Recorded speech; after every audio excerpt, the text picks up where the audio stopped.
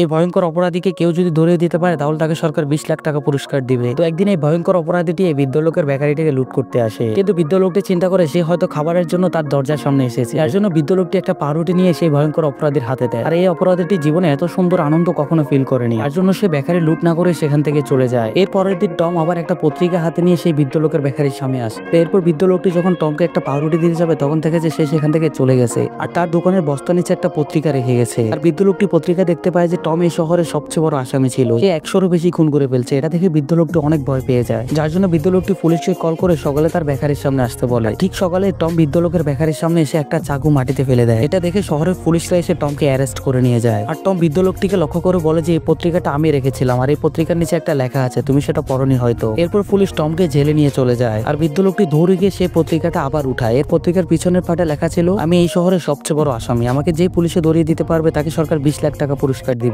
তোমাকে দেখে আমার মনে হয়েছে তুমি এই 20 লাখ টাকার প্রাপ্য, যার জন্য এই পত্রিকাটা আমি তোমার দোকানের সামনে রেখে গেছিলাম। এরপর কি হয়েছিল জানতে হলে আপনাকে দেখতে হবে পার্ট 2। পার্ট 2 দেখার জন্য অবশ্যই কমেন্ট বক্সে পার্ট 2 লিখতে হবে। আর হ্যাঁ, আপনি যদি এই জায়গায় ক্লিক করেন তাহলে খুব সুন্দর একটা ভিডিও দেখতে পারবেন।